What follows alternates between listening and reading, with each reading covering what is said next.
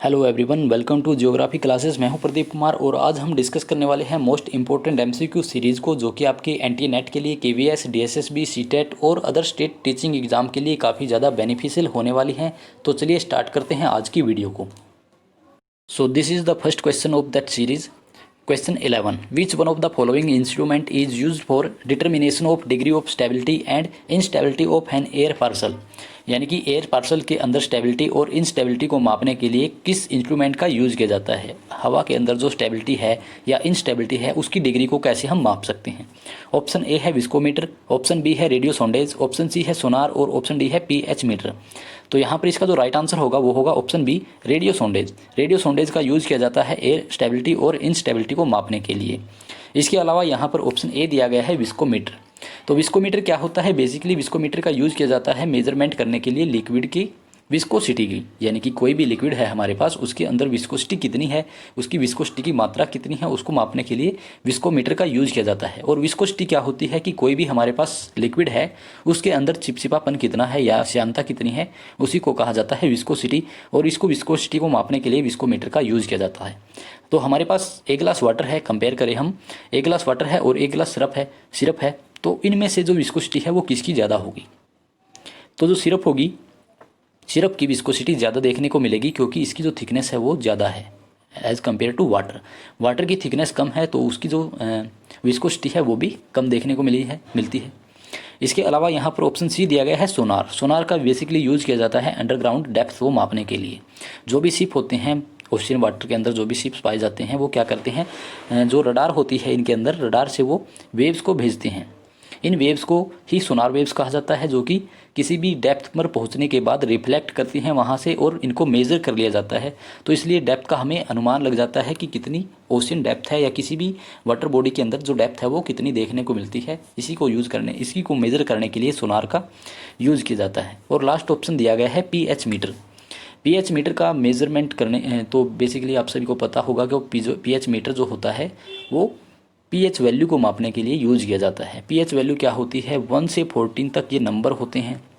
यानी कि ये शो करते हैं किसी भी वस्तु को, किसी भी चीज़ को, कि वो बेसिक है या एसिडिक है, इसकी कैरेक्टरिस्टिक्स कैसी है, उसी को पीएच मीटर पर हम मापते हैं।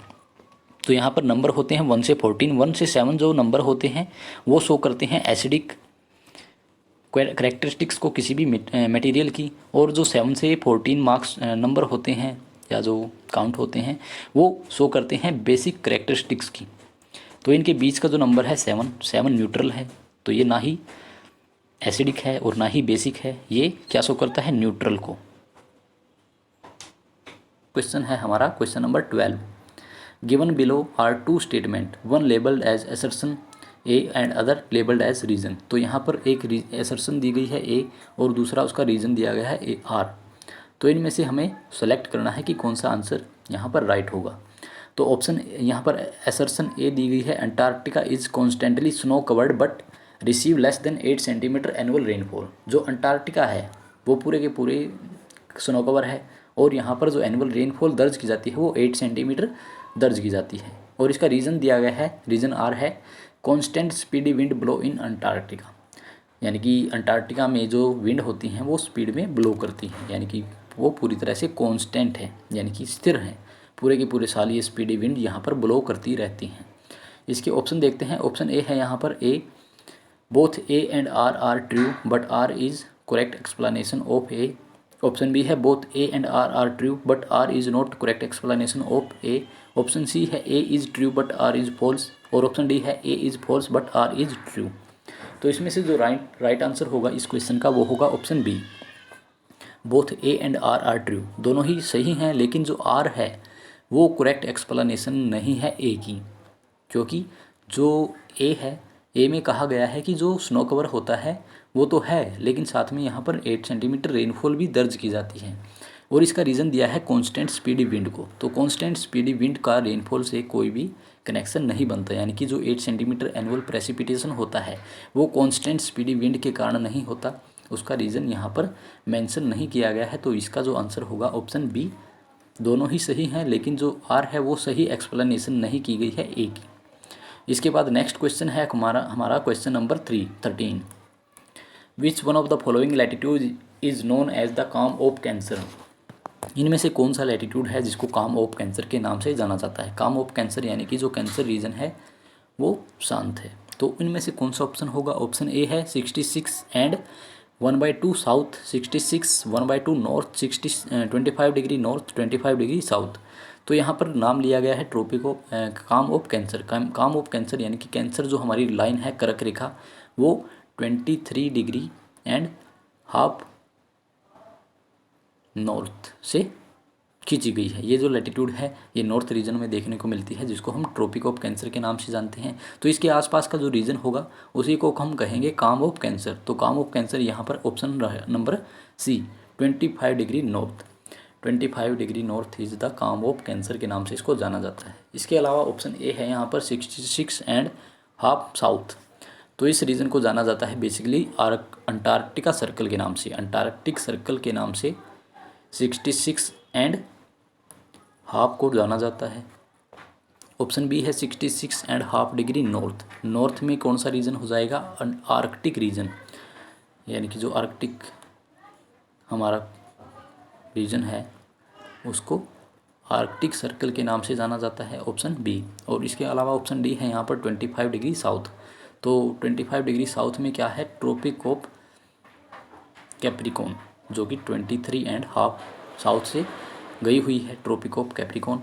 तो उसके आसपास का जो रीजन होगा उसको क्या कहेंगे, कैप्रिकॉन रीजन या काम ऑफ कैप्रिकॉन रीजन के नाम से उसको जाना जाएगा। तो ऑप्शन डी होगा काम ऑफ कैप्रिकॉन। यहाँ पर काम ऑफ कैंसर पूछा गया है तो option C is the right explanation of या right answer of this question. इसके बाद नेक्स्ट क्वेश्चन है हमारा question number 14। Which one of the following is the main source for a vast reservoir of relativity in nitrogen in homosphere. तो यहाँ पर पूछा गया है कि इनमें से कौन सा सोर्स है जो कि वास्ट रिजर्वायर का काम करता है रिलेटिविटी इनर्ट नाइट्रोजन के लिए। हमारे होमोस्फीयर में जो नाइट्रोजन है उसका सबसे बड़ा रिजर्वायर यहाँ पर कौन सा है। तो ऑप्शन ए है वोल्केनिक एक्टिविटी, ऑप्शन बी है fossil fuel burning, option C acid rain और ऑप्शन डी है ग्लोबल वार्मिंग। तो इसका जो राइट आंसर होगा वो होगा volcanic activity, option number A. जब वोल्केनिक एक्टिविटी होती है तो उससे काफ़ी मात्रा में गैसेस, डस्ट और लिक्विड मटेरियल निकलता है, लावा निकलता है, मैग्मा निकलता है। तो जो गैसेस निकलती हैं उसमें सबसे ज़्यादा जो क्वांटिटी देखने को मिलती है नाइट्रोजन की वहीं पर पाई जाती है। तो ये रिजर्वायर की तरह ही काम करता है। इसके अलावा ऑप्शन बी दिया गया है fossil fuel burning. Fossil fuel यानी कि जो भी ईंधन हम जलाते हैं या जलते हैं उससे CO2 गैस जनरेट होती है। CO2 जो कि एक गर्म गैस है और ग्रीन हाउस गैस इसको माना जाता है जो कि हमारी अर्थ को गर्म करने का काम करती है। ऑप्शन सी है एसिड रेन। एसिड रेन क्या होता है, बेसिकली जब भी प्रेसिपिटेशन होती है तो अगर प्रेसिपिटेशन के टाइम पे यहाँ पर एटमॉस्फेयर में सल्फर ऑक्साइड और नाइट्रोजन ऑक्साइड की क्वांटिटी ज़्यादा है तो वो उस प्रेसिपिटेशन के साथ मिल जाती है और वहाँ पर रेनफॉल को एसिडिक कर देती है। तो इसलिए जो सल्फर है या नाइट्रोजन ऑक्साइड है वो हेल्प करते हैं एसिडिक रेन लाने में, जो कि हमारे लिए काफ़ी ज़्यादा हार्मफुल होती है। और लास्ट ऑप्शन दिया गया है ग्लोबल वार्मिंग। ग्लोबल वार्मिंग क्या होता है कि जब भी हमारी अर्थ पर जो भी गर्म गैसेज हैं वो क्या कर रही हैं, हमारे अर्थ के टेम्परेचर को लगातार इंक्रीज़ कर रही है। यानी कि जो भी फैक्ट्रियों से, इंडस्ट्रीज से जो भी वेस्ट निकलता है या जो भी हम फॉसिल फ्यूल बर्निंग करते हैं उन सभी के रीज़न से क्या होता है, ग्लोबल वार्मिंग को बढ़ावा मिलता है और हमारी अर्थ लगातार गर्म हो रही है। इसके बाद नेक्स्ट क्वेश्चन है हमारा question number 15। Which one of the following sequence is the correct one in a littoral zone from land to sea. Land से सी की तरफ यहाँ पर जो लिटोरल जोन दिया गया है उसमें से कौन सा सीक्वेंस सही है। ऑप्शन ए है बैकशोर, फोरशोर, नियर शोर एंड ऑफशोर।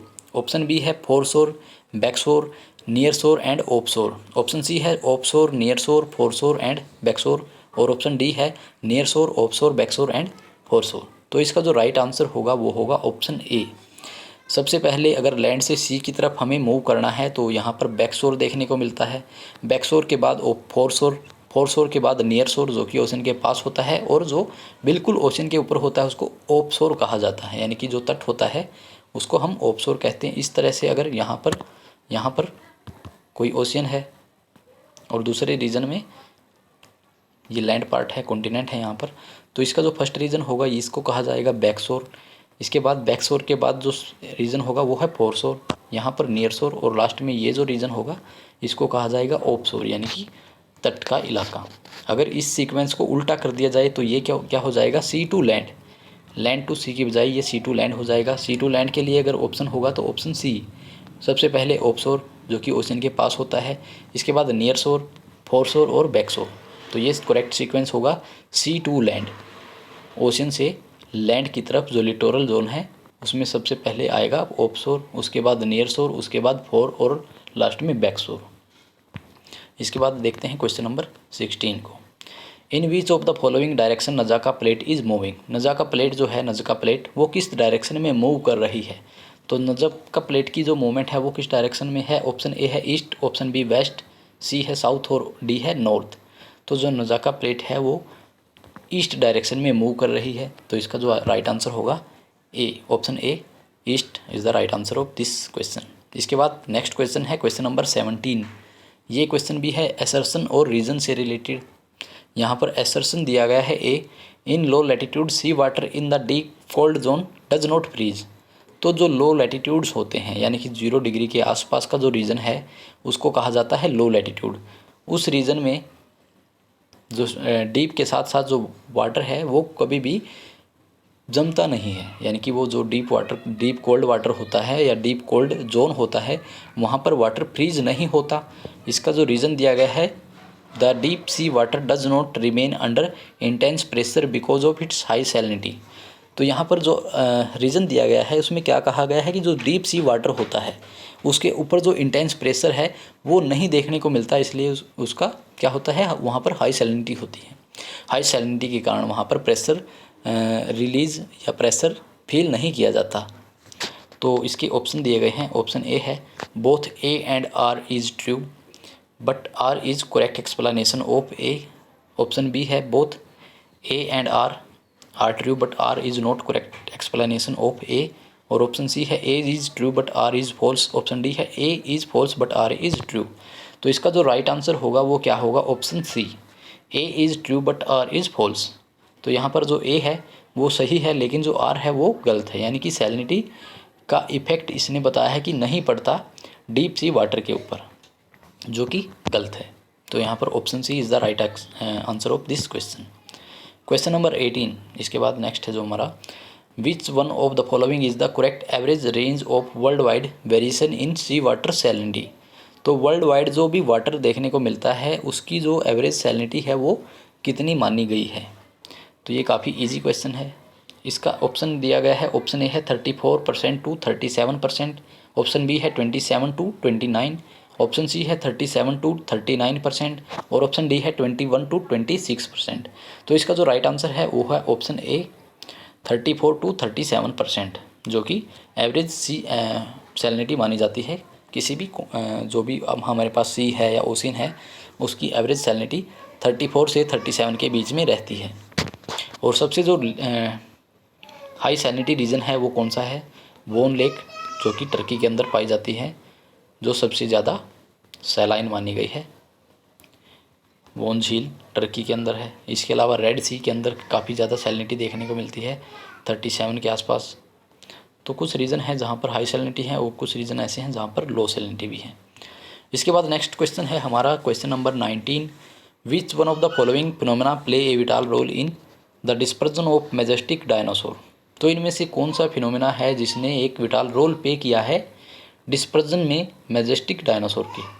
डिस्पर्जन का मतलब होता है विचरण, यानी कि जो फैलाव होना, जो डायनासोर था उनका फैलाव होना कैसे, कौन से फिनोमेना के कारण हो पाया है या किस फिनोमेना ने यहाँ पर अपना रोल प्ले किया है। तो ऑप्शन देखते हैं। ऑप्शन ए है यहाँ पर वोल्केनिक इरप्शन, ऑप्शन बी है जोनल फॉल्टिंग, ऑप्शन सी है ग्लोबल वार्मिंग और ऑप्शन डी है कॉन्टिनेंटल ड्रिफ्ट। तो इसका जो राइट आंसर होगा वो होगा ऑप्शन डी, कॉन्टिनेंटल ड्रिफ्ट। तो यानी कि डिस्पर्जन अगर किसी भी चीज़ का होता है तो उसका फैलाव कैसे होगा, जब कॉन्टिनेंट्स एक दूसरे से दूर हो जाएंगे। यानी कि जो पहले एक कॉन्टिनेंट होता था पेंजिया, जब उसका विखंडन हुआ तो ये विखंडन होकर दो पार्ट्स में डिवाइड हुआ। एक का नाम अंगारा लैंड था, दूसरे का नाम गोंडवाना लैंड था। तो इन दोनों के बाद में फिर फर्दर कई पार्ट्स में ये डिवाइड हो गए, तो जिसके कारण आज के जो कॉन्टिनेंट देखने को मिलते हैं। और यही रीज़न था डिस्पर्जन ऑफ डायनासोर का, यानी कि जो डायनासोर थे वो कैसे दूसरे रीजन में फैल गए या उनका प्रसार कैसे हो गया। तो इसके लिए ऑप्शन डी यहाँ पर राइट आंसर है। वोल्केनिक इरप्शन में क्या होता है? वोल्केनिक इरप्शन में बेसिकली जो लावा आता है, लावा क्या करता है, किसी भी चीज़ को डिस्ट्रॉय कर सकता है। अगर वहाँ पर वेजिटेशन है या जो भी एनिमल है या डायनासोर है, उन सभी को ये ख़त्म कर सकता है, डिस्ट्रक्शन उनका कर सकता है। जोनल फॉल्टिंग में क्या होता है, जो फॉल्ट होता है यानी कि जो प्लेट्स जब मूव करती हैं इस तरह से, तो इनमें से जो हैवी प्लेट है वो ऊपर की तरफ चली जाती है, नीचे की तरफ चली जाती है, और लाइट प्लेट ऊपर की तरफ चली जाती है। तो यहाँ पर एक फॉल्ट देखने को मिलती है। तो ये जो रीज़न था ये इसका सही रीज़न नहीं हो सकता। ग्लोबल वार्मिंग का मतलब हमने पहले बताया कि ग्लोबल वार्मिंग का मतलब है लगातार ग्लोब का गर्म होना, यानी कि हमारी अर्थ लगातार गर्म होती जा रही है। इसके बाद नेक्स्ट क्वेश्चन देखते हैं, question number 20। The UN Conference on Environment and Development held in Rio de Janeiro during June 3-14, 1992 was chaired by। तो यहाँ पर जो रियो सबमिट हुई थी, या इसको अर्थ सबमिट के नाम से भी जानते हैं, तो ये कब हुई? 14 मार्च 1992 में जो ये सबमिट हुई। तो इसके चेयर पर्सन कौन थे, यानी कि इसके जो अध्यक्ष थे या जिसको हेड थे वो कौन थे? तो ऑप्शन ए है George W Bush, option B है मॉरिस एफ स्ट्रॉन्ग, और ऑप्शन सी है टोनी ब्लेयर, और लास्ट ऑप्शन है डी रचेल कार्सन। तो इसके जो हेड थे या जो उसके चेयरपर्सन थे वो थे Morris F strong. Morris F strong को जाना जाता है बेसिकली इसकी अध्यक्षता के लिए। जो अर्थ सबमिट फर्स्ट हुआ था या रियो सबमिट हुई थी, उसके लिए मॉरिस एफ स्ट्रॉन्ग का नाम आता है एज ए चेयरपर्सन या फिर इसके अध्यक्ष के रूप में। तो ये थे आज के क्वेश्चन। अगर आपको वीडियो अच्छी लगी तो लाइक करें, कमेंट करें, शेयर करें वीडियो को, और सब्सक्राइब करें चैनल को। So thank you and God bless you all.